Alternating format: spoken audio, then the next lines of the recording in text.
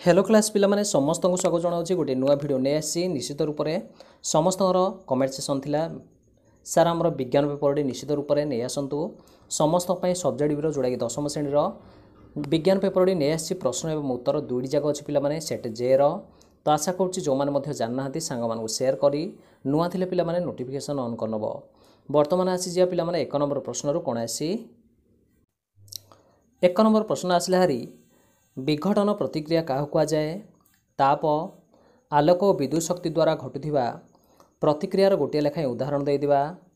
किंबारे अच्छी खाइबा सोडार और प्लास्टर ऑफ पेरिस अणुसंकेत लिखि एगुड़िक किपर प्रस्तुत कराऊँच रासायनिक समीकरण सहित उपयोगिता गुड़िक लिखा दुईटी तो संपूर्ण रूपे देखा यहाँ प्रश्न और उत्तर दुईटी जाक अच्छी समस्ते लिखिनब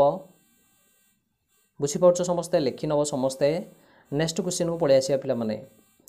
नेक्स्ट क्वेश्चन आसला हारी ख नंबर नेक्स्ट क्वेश्चन आसला हारी एनायन और काटायन एवं डट और क्रॉस इलेक्ट्रॉन संरचना उल्लेख करी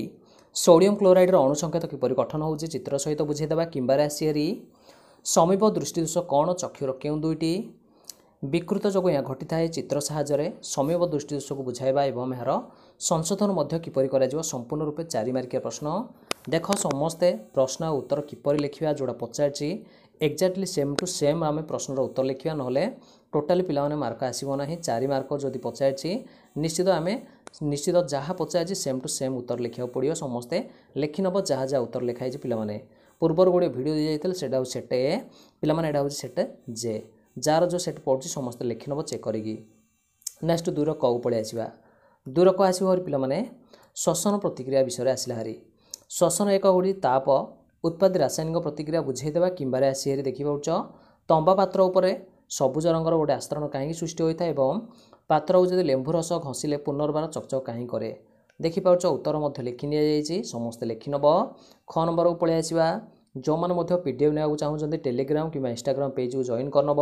समस्त को मिल पे धातु अधातु मध्य जेकोसी 3टा पार्थक्य किंबारे आसी हारी आलोकर प्रतिफलन नियम दर्शाइवाई समतल दर्पण यार दुईटी प्रकृति आम लिखा लिखिनियो समस्ते समस्ते लिखिनब जो मैंने जानना पे सेयार करनब सांग मानू नुआ थे पे निश्चित रूप से सब्सक्राइब कर नोटिफिकेशन ऑन करनब समस्त परीक्षा गुड़िक जी आगू आसो निश्चित रूप से क्वेश्चन मिल जाए तार प्रश्न उत्तर दुई जाक नेक्स्ट प्रश्न पलि आसा पे लाल वर्ण कहीं विपदर संकेत रूप व्यवहार कराए किंबारे पलि आसी 5 सेम उच्चता विशिष्ट गोटे वस्तुर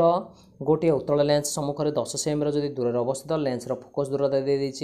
12 सेम होगले पे प्रतिबिंबटीर प्रकृति अवस्थित एवं आकार निर्णय करने निश्चित रूप से यहाँ जोड़ा तुमको सहज से लिखिनब नेक्स्ट 3 नंबर को पलि आसवा 3 नंबर पलि आसला क्वेश्चन क बाइफोकाल चश्मा विषय पचार व्यवहार किंबार दे लेंसर पावर कौन एवं यार निश्चित रूप से एक गड़ा आम लिखा खरे पलि आसला कौन सोलेनॉइड कौन है कहीं है झलक व्यवहार कराए किंबा पचार आल्काली क्या कहुए यार गोटे उदाहरण देदेबा निश्चित रूप से लिखिनब समस्ते तापर पे नेक्स्ट क्वेश्चन पलि आसी कौन विस्थापन प्रतिक्रिया कौन यार गोटे उदाहरण किंबारे आसी हारी कौन ब्राइन कौन ब्राइन एथिर प्रस्तुत होता दुईटी मौलिकर एवं यौगिकर संकेत आम लिखिनबा समस्ते लिखिनब नेक्स्ट प्रश्न पलि आसिया गोटे लेंस विषय पचार दूरता 2.5 सेम हेब एवं तार पावर केते हो किंबारे अच्छे आलोक विभिन्न प्रकार वर्ण काचर प्रतिसरणांकर भिन्न भिन्न कहीं